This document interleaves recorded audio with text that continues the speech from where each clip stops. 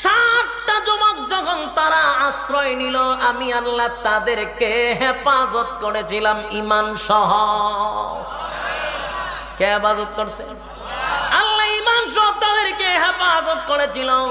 এখানে আল্লাহ রাব্বুল আলামিন বলেন, নবী গো, এমন ভাবে আমি হেফাজত করেছি, ওই দৃশ্যটা যদি আপনি নবী দেখতেন, আপনি নবীও সেদিন ভয় পাইতেন। সুবহানাল্লাহ। এমন ভাবে এরা হেফাজত করছে। এরা যখন আর আয় না, প্রচুর অনেক দিন তারা তালাশ করতে করতে করতে যখন পায় না, শেষ পর্যন্ত বাদশার পক্ষ থেকে অর্ডার হইল, কিরে কই গেছে? বলে, এই গুহার ভিতরে তো ঢুকছে, আমরা তো এরা তুই ভাই না। বলে, এক কাজ কর, গুহার মুখটা ডালাই দিয়া দে, গুহার মুখ ডালাই দিয়া দে, যেন জীবন আর বাড়িতে না বাড়ি গেলে মরে যাবো। এই গুহার ডালাই দিয়া, সীসা দিয়া ডালাই দাঁড়াইছে। ডালাই দেওয়ার পরে এরপরে সেখানে ডালাই দেওয়ার পরে ওই কথাটাই কোরআনে কারীমের মধ্যে আছেন যে ডালাই দেওয়ার পরে আম হাসিবিতা আন্না আসহাবাল কাহফি ওয়ার রাকিম কানু মিন আয়াতিনা আজাবা। এই রকিম শব্দের অর্থ হইল ফলক। রকিম শব্দের অর্থ কি? ওইখানে প্রাচীন দিয়া ডালাই দেওয়ার পরে একটা ফলক লটকায় দিছে, 7 যুবকের নাম সহ, 7 যুবকের বাবা সহ সবগুলি এখানে একটা ছাটের মধ্যে লিখে দিয়ে রাখছে। এই ফলক সেখান থেকে আসছে আসহাবে রাকিম। রকিম শব্দের অর্থ হইল ফলক। কথা বুঝতেছেন? আল্লাহ রাব্বুল আলামিন সেই বিষয়টা রাসূল সাল্লাল্লাহু আলাইহি সাল্লামের কাছে তুলে ধরলেন। এরপরে আল্লাহ বলেন, হাউলাই কওমুন ইত্তাখাযু মিন দুনিহি আলিহাতান লাউলা ইয়াতুনা আলাইহিম বিসুলতানিন বাইয়িন ফামান আযলামু মিম্মান ইফতারা আলাল্লাহি কাযিবা। এরপরে রাসূলের কাছে বলেন, 7 যুবক যখন এটার ভিতরে ঢুকছে, আমি তাদেরকে কুদরতিভাবে ঈমান সহ হেফাজত করছি। এখানেই শেষ নয়, এদেরকে আমি এমন ভাবে হেফাজত করছি, কোনো মানুষ যদি তাদের চক্ষু দিয়ে এদের প্রায় একবার তাকাইতো, জাগাত এরা মারা যেত। এদের এমন অবস্থায় তাদেরকে আল্লাহ জীবিত রাখছে। একদিন 2 দিন নয়, 309 বছর আল্লাহ তাদেরকে ঘুম পাড়ায় রাখছে। জুরে খান কত বছর? 309 বছর এইভাবে রাখছে। এরা যে এরা দেখলে বোঝা যায় এরা ঘুমে না, এরা সজাগ। এরা দেখলে কি বোঝা যাইব? এরা ঘুমে না, এরা সজাগ। আর কুত্তা যে একটা আসিফ ফারে বসা, এটা এমন ভাবে বাপ লইয়া চাইছে, এমন ভাবে তাকাইছে যে কোনো মানুষ দেখলে কুত্তা খুব কেফা, কুত্তারে দেখে মানুষ দৌড় মারত। আর ভিতরে যদি 7 যুবকের চরিত্র দেখ, মানে তাদের ভঙ্গিমা দেখতো, মানুষ জাগাতে ফিট হয়ে যেত। আল্লাহ এমন ভাবে তাদেরকে আমি রাখছি, দেখলে মনে হবে যে এরা জাগ্রত, আসলে তারা ঘুমে। সুবহান। তা বুঝাইলে যে খুদারে তুই গেছে বসরাপ করতো, ও কুত্তায় পজিশন লইলিছে খুদার উপরে, উসা দেখছে দিছে একবার। কুত্তায় যখন বসরাপ করে বেশি করে না, 1 সিটা 2 সিটা দিয়া জায়গা।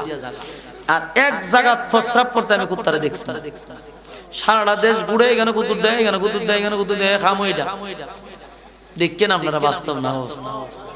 ওখানে কত হুঙ্গে নাক দে হুঙ্গিয়া, এখানে 1 সিটা ভালাই আবার যায়, আবার আরেক জাত দিয়া আরেক কত সুঙ্গে নাক দিয়া, ওখানে হে কিতা পায় ওই জানে, এখানে আবার কুতুর দেয়। এইভাবে আরা দিনে দেওয়াতে তো খুদার উপরে যখন পজিশন লইছে, আল্লাহ কয় কই রে তুল 14 জন আল্লাহ মাইছ না, পুরাটাই দিলাম, পুরাটা ডাইলা দিচ্ছে খুদার উপরে। আবু জাইল্লা পিছনে ছায়া দে সব বনাশ করে লাইছে রে, এটা কি তা কল? এই কারণে তুই কই মতির সামনে পিছনে আওয়াজ হই করে কুত্তায় যে কাম করতেছে এটা তো জানি না। আবু জাইল্লার মেজাজটা এমন গরম হইছে, আমি নিমো বাজারও বিক্রি করতাম, অনেকটা আমি খান দিল মুখে, এটা আমার কাপড় চোপড় পরালিস। আর বালা মানছে মুচ্ছে নি, কুত্তায় মুচ্ছে। তো কুত্তারা ডাহায় ঢুকাইয়া খুদার সামনে বইছে, বইয়া হ্যাঁ কফালো জুতা দা বাইরিতেছে। আবু জাইল্লা আমার কফালটার মাঝে আমি জুতা দা বাইরে, তোর মতো খুদারে লই আমি গেছি বাজারে বিক্রি করতে। এরে খুদা, তোর উপরে কুত্তায় মুত্তা দিল, তোর যদি ফাওয়ার থাকতো কুত্তারে সাইজ করে লেলে না, কুত্তারে সাইজ করলে না কেন? কুত্তাই কাম করলো একবার শরমের ঠিক জায়গাটা দেখাইয়া তোর মুত্তা দেখালো বুঝতা করলে না তুই যে খুদা না এটা আমি বুঝতে নাইছি গাছের একটা ডাল লইয়া খুদার ইচ্ছা মতে বাইরে খুদারে বাইঙ্গা খয় মোহাম্মদের খুদাতে সঠিক এটা আমি আগেই জানি সুবহানাল্লাহ এ আবু জাহিল্লা জানতো আল্লাহ সত্য নবী সত্য মানতো না কেন জানেন মানলে রাজত্ব থাকবে না নেতৃত্ব চাইছে ক্ষমতা চাইছে মুহাম্মদের কথা মানতে গেলে আমার নেতাগিরি থাকবে না নেতাগিরি টিকায় রাখার জন্য সে আল্লাহ নবীর ধর্মটাকে ইসলাম ধর্মটাকে সে গোপন রাখছে মানুষের কাছে এটারে সন্ত্রাসী ঘোষণা দিছে বুঝতেছে আমার মা বলেন ফেরাউনের চেয়ে তোমার স্বামী তো এতটা খারাপ নয় গো একটা জালেমের গরো তাইকা মহিলা জান্নাত দেখছে আল্লাহ তারে জান্নাত দেখাইছে ফেরাউনের গরো তাইকা ঈমান আনছে ফেরাউন না নিজের খোদা দাবি করত জালেম ছিল জালেম ফেরাউনের দাসী ছিল ফেরাউনের কোনো ছেলে ছিল না সবগুলা ছিল মাইয়া প্রতিটা মেয়ের জন্য একটা কইরা দাসী ছিল এক দাসী ফেরাউন আর মাইয়ার চুলাশ্রায় দেয় চিরুনি গেছে মাটিত ফইরা বিসমিল্লাহ কইয়া তুলছে মাইয়া কয় খান নাম কইলি রে কয় আমার রবের নাম কইছি ফেরাউনের মেয়ে চোখের পানি ছেড়ে দিয়া কান্দে আর বাবার কাছে গিয়া বিচার দিস আব্বা এতদিন জানতাম আপনি ছাড়া কোনো রব নাই কিন্তু এখন দেখি আমার কাজের মহিলারও আলাদা রব আছে ফেরাউন হয় হাসানি বলে হ তো দূরে লইয়া গ্রেপ্তার কর জালেমের কাজ হলো জুলুম করা জালেম ফেরাউন মহিলাকে গ্রেপ্তার করে আনলো আর বলল শুনলাম আমার মেয়ের মুখ থেকে তুই নাকি আমার রব মানস না কয় নাম মানি না কয় আমার খাইয়া আমার বেতন নিয়ে তুই আমারে মানুষ না তোর সাহস কত তুই কি জানোস আমার জুলুম কত ভয়ঙ্কর ওই কাজের মহিলা বলে আমি জানি কারণ তুই জালেম জালেমের কাজ হলো জুলুম করা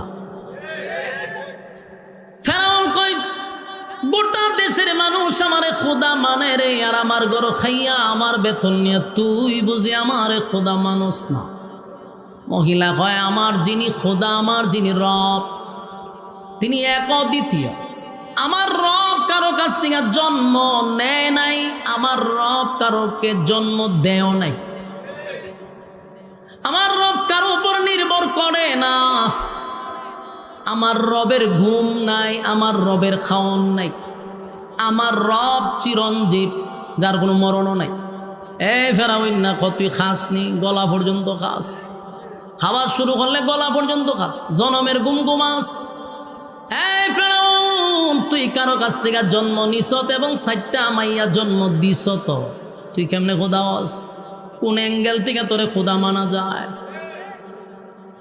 কাজের মহিলার এমন অপমানজনক কথা ফেরাউন সহ্য করতে পারল না মহিলা বারবার কয় যিনি রব হবেন তার তো মৃত্যু হওয়ার কথা না যিনি রব হবে তার জন্ম হওয়ার কথা না জন্ম দেওয়ার কথা না আল্লাহ নিজেই বলছেন লাম ইয়ালিদ ওয়া লাম ইউলাদ আমি কারো কাছ থেকে জন্ম নেই নাই কাউরে জন্ম দেই নাই ওয়ালাম ইয়াকুল লাহু কুফুয়ান আহাদ আল্লাহ বলেন আমার সমকক্ষ কেউ নাই আমার সমকক্ষ কেউ নাই আল্লাহ বলেন আমার সমকক্ষ কেউ নাই আমি খাইও না ঘুমায়ও না আল্লাহর কি ঘুম আছে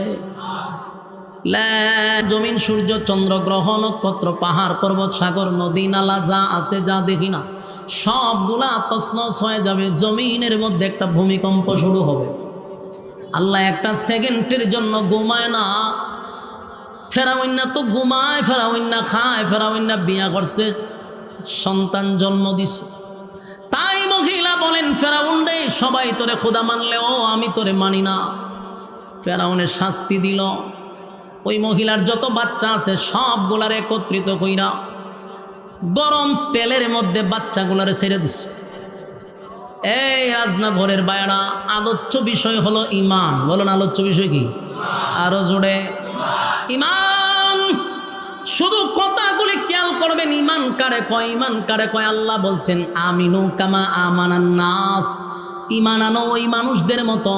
ওই মানুষ কারা? যারা ঈমানের পরীক্ষায় উত্তীর্ণ হয়েছে। এটা ফেরাউনের বিবি আসিয়া হতে পারে, ফেরাউনের দাসী মহিলাও হতে পারে। সন্তানগুলিরে আগুনের মধ্যে ফালায়া দিল। মার সামনে যদি কোনো সন্তানকে আগুনে পোড়ানো হয়, বলুন কোনো মা কি সহ্য করতে পারে? মা সহ্য করতে পারে না। একটা দুইটা না, 4টা সন্তানকে আগুনে পোড়ায়া দেয়। আর মা সামনে দাঁড়ায়া দৃশ্যগুলা দেখছে। ফেরাউন কয়, মহিলা আমার জুলুম কত কঠিন তা তোরে আমি দেখাবো। 1 জন 2 জন 3 জন করে সন্তানগুলাকে আগুনে জ্বালায়া দিল। মহিলা বিন্দু পরিমাণ কোনো কষ্ট নেই, কারণ ঈমানের উপরে এখন অটল আছে। যখন তার দুধের বাচ্চাটাকেও আগুনে দিবে, তখন মহিলার চোখ দিয়া পানি চলে আসছে অজান্তে। ফেরাউন চিন্তা করছে, এখন মনে হয় দিলটা নরম হয়েছে। এই মহিলা, আগে যদি তুই আমার কাছে নত হতি, তাহলে তো 3টা বাচ্চাকে আগুনে পোড়াইতাম না। কি এখন কি খোদা মানবি? মহিলা বলেন, আমি এই জন্য কান্দি না রে, তুই যা মনে করছো তার জন্য কান্দি না, আমার দুধের বাচ্চাটার কি অপরাধ চিন্তা করতেছ। আল্লাহ রাব্বুল আলামিন ওই বাচ্চার জবান খুলে দিল। বাচ্চাটা বলেন, মাগো এই জালেমের কথায় তুমি মন ফিরায়ও না। আগুনে পড়তে দেরি, মালিকের জান্নাত পাইতে দেরি নাই। আল্লাহ ডাক দেয়া বলে, বান্দারে 500 বছর ইবাদত করলি, তোর আমল নামায় একটা গুনাহ নাই। এই তাকব্বুরিতে, অহংকারে তুই আমল নামা দিয়া জান্নাতে যাইতে চাস? দেখ হাসরের মাঠে 1 গ্লাস পানির দাম 500 বছরের ইবাদত। আর আমি আল্লাহ তোরে কত গ্লাস পানি পান করাইলাম, কত গ্লাস, 500 বছরে কত গ্লাস পানি খাইছ, হিসাব দে। আমি তোর কাছে হিসাব চাই, এবার হিসাব দেওয়া শুরু কর। কত গ্লাস পানি তুই 500 বছরে পান করছস? কতটা ডালিম তুই 500 বছরে খাইছস? আমি আল্লাহ যে তোরে সুস্থ রাখলাম, সুস্থ যদি না রাখতাম তুই ইবাদত করতে কিভাবে? আমি তোরে সুস্থ রাখছি তাই ইবাদত করছস। তোরে চক্ষু দিলাম, কান দিলাম, শরীর দিলাম, সুস্থ রাখলাম, সবগুলার হিসাব দে, এরপরে জান্নাতে যাইবি। বান্দা কান্দে আর কয়, মালিক আমার ইবাদত চাই না, আপনার দয়া মায়া চাই। আমার যুবক ভাইরা, হাসরের মাঠে মালিক দয়া মায়া করে যাদেরকে জান্নাত দিবে রে, কপাল খুলে যাবে, কপাল খুলে যাবে। আর মালিক যদি মাঝখানে হিসাব নিতে চায়, হিসাব নিতে চায়, বলুন হিসাব দেওয়ার যোগ্যতা কারো আছে? কেউ হিসাব দিতে পারবে না। কারণ হাসরের মাঠে 2টা দল, একটা ডাইনে একটা বামে, আর একটা দল হবে বিনা হিসাবে, তাদেরকে আল্লাহ জান্নাত দিবে। আল্লাহ বলেন এটা নবী রাসূলগণের দল। আর একটা হলো মুমিনের মধ্যে যারা দুনিয়ার জমিনে নেক কাজ করছে, নেক আমল করছে, ঈমান লইয়া কবরে গেছে, এদেরকে আল্লাহ ডাইন হাতে আমলনামা দিবে, খুশিতে তারা জান্নাতের ভিতরে প্রবেশ করবে। আর যারা দুনিয়াতে এত ওয়াজ নসিহত শোনার পরেও মন গড়া জীবন যাপন করলো, যেমনে মনে চায় এমনে চললো, কোনো ওয়াজ নসিহতে তাদেরকে ধরে না, যেমনে মনে চায় এমনেই চললো, আল্লাহ কয় তাদেরকে রেজাল্ট দেওয়া হবে। মসজিদে নামাজ আমল নামা খাইতো না, এর এক নম্বর কারণ হইলো মসজিদও যায়, যাইয়া নামাজ খারিয়া মসজিদের টাইলস কেমন লাগাইছে দেখে, কোন মিস্ত্রি লাগাইছে দেখে, খারিয়া চতুর্দিকে যায় না, মাশাআল্লাহ সুন্দর টাইলসটা লাগাইছে। আবার মাঝে ফ্যান দেখে, ওই গড়ি লাগাইলে এটাও দেখে। এরম নামাজ আপনারা দেখছেন নি? আপনারা নরসিংদী নাই, ঠিক আছে, আমার এলাকাতে আমি পাইছি, আমি অনেক জায়গাতে গেছি, কেন পাইছি নামাজ দেখাইছি, এটাও দেখে। ওই মসজিদের ফ্যান দেখে, গড়ি দেখে, কিতার লেখাই দি পরে, বলুন কি নামাজ না তামসা? তামসা। নামাজ পড়তে দাঁড়াইছে, মশা একটা কামড় দিলে ওই মসজিদের বারান্দারি মাথাতে শোনা যায় মশা মারার আওয়াজ। ইডি নামাজ না তামসা? ইডি ফাইজলামি নামাজের মতো। আপনি যখন নামাজে দাঁড়ান, 2 পাশে 2 জন ফেরেশতা দাঁড়ানো থাকে, আর আপনার নামাজের তামসা দিকা ফেরেশতারা আপনার নামাজ আপনার মুখের মধ্যে ফালাইয়া জাগা, এই নামাজ উপরে উঠে না। এরম নামাজ আসেনি, এই নামাজিকে আল্লাহ হাসরের মাঠে নামাজি বলে স্বীকার করবে না। আপনি নামাজ পড়লেন ঠিক হই, কিন্তু আপনার নামাজ তো এটা তামসা। আমি রম মুসল্লি আমার জীবনে দেখছি, নামাজ বইয়া ফিফরা গেছে সামনে দিয়ে এটা তাফাতা ধরে নিচ্ছে, দইরা ওমা কতক্ষণ পরে তিতা করে ফিফরা মাইরে লিছে নামাজ। সালাম সালাম ফিরাইছি পরে আমি দাঁড়ে খাইলাম সুন্নত করবার লেগে, জুহরের সুন্নত এই বেড়ার কাছে বইছি, আমি সুন্নত করতাম। কতক্ষণ পরে দিয়ে আমার দ্বারে বই এই খামলি করছে, তাফাতা ধরে ফিফরা মাইরে দিচ্ছে। সুন্নত উন্নত থইরা এখন আমি দিই গরিব টাইমে জমাত ফরাইলাম, জামাত ফরাই আমি বললাম চাচা নমাজ পড়বেন বালা কথা, নমাজ খারে ফিফা মেরে লিখছো।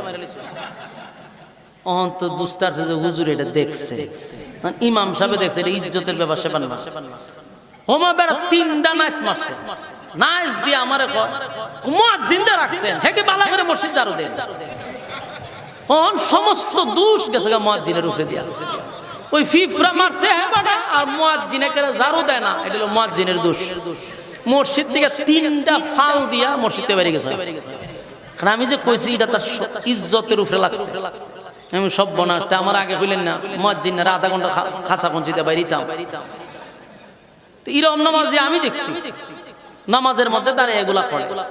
আর রমজান মাসে যে এক গুট্টা ফুলা বানাচ্ছে, এটা কিন্তু বড়, এটা কিন্তু নামাজ এরার উপরে ফরজ হয়ে গেছে, বালেক যেটি হয়েছে। ওমা এটি রমজানে গেলে পরে মশা মাইরা লাইন ধরায় তো সাইডে দিয়ে, ওই মসজিদের কোনা দিয়ে এক মাথাতে লাইন ধরাই দিচ্ছে। নামাজের পরে কয় হুজুর 92টা মশা মারছে আজকে। তো 92টা দিকে বন লাগে আমরা কদিকে জানি, ওই সাইড করে দিচ্ছে। দলকে আল্লাহ বলেন বিনা হিসাবে জান্নাত দিব, বিনা হিসাবে জান্নাত। আরেকটা দলকে আল্লাহ লাইনও দাঁড়াইব, দাঁড় করাইয়া ডান হাতে আমলনামা দিয়া এরপরে জান্নাতে ঢুকাইব। আরেকটা দল বাম হাতে আমলনামা লইয়া এরপরে জাহান্নামের ভিতরে ঢুকবে। কয়টা দল হইল? 3টা। তো যারা ডাইন হাতে আমলনামা হইব এরা খুশিতে লাফাইতে থাকবে। আল্লাহ জিয়া লাফাস করে, আনন্দে লাফাই। এত আনন্দ, আনন্দের কারণে লাফাই। আল্লাহ কয় ওখানে তো কিছু দিছি না, আনন্দের অনেক কারো বাকি আছে। তো প্রথম যখন জান্নাতের সামনে যাইব আল্লাহ কয় শুন একটা সুসংবাদ করার শুনাই। প্রথম নম্বর সুসংবাদ হইল এটার ভিত্তিতে ঢুকবে, এটার ভিত্তিতে সর্বনিম্ন একটা জান্নাতীরা আমি রাজত্ব দিব দুনিয়ার 10টা দুনিয়ার সমান। আজিনি সুবহানাল্লাহ থাকলে কইয়া 10টা পৃথিবীর সমান জান্নাত দিব, তাও নরমাল কোন রকম ফাঁস করছে হেরে দিব। মানে বালা নাম্বার হয়ে ফাঁস করলে আরো বেশি। তা আল্লাহ কবে শুন রাজত্ব তো পাইবি। তখন দুনিয়াতে যদি কেউ আমেরিকার প্রেসিডেন্ট হয়, কিন্তু লোকটা ডোনাল্ড ট্রাম্পের মতো বুড়া, যদিও রাজত্ব পাইছে কিন্তু বিতর্কত দিক দিয়ে তেমন একটা আনন্দ নাই। বুঝছেন না আপনারা? আপনারা যদি চোখ করে বসে রয়েছে, হ্যাঁ তো বুড়া, হুদুদি ফিরে যাবে, সিঁড়িতে উঠতে ফিরে যাবে, কারণের মধ্যে ফিরে যাবে, বয়স বেশি, রাজত্ব পাইছে সারা পৃথিবীর, ভিতরে একটা কষ্ট এর আছে। কষ্ট রইল যে ভাইলাম একটু জোয়ান থাকতে যদি ভাইতাম, ভাইলাম তো বুড়ো ইয়া না। আমরা শেখ হাসিনা আম্মাজান বয়স হয়ে গেছে 75 বছর, কিন্তু আম্মাজানে 40 বছর পর্যন্ত চাইছেন দেশ শাসন করতো, কিন্তু আম্মাজান তো বুড়োই গেছে। জোয়ান থাকতে ভাইলে কিতাবে করতো আল্লাহ বালা জানে, বুড়া এই বয়সে আমরা সহ্য করতেছি। যদি জোয়ান হইতো মাগো মা দেশটারে একখানা কইরা আলুর ভর্তা বানাই আমরা খাওয়াই দিত।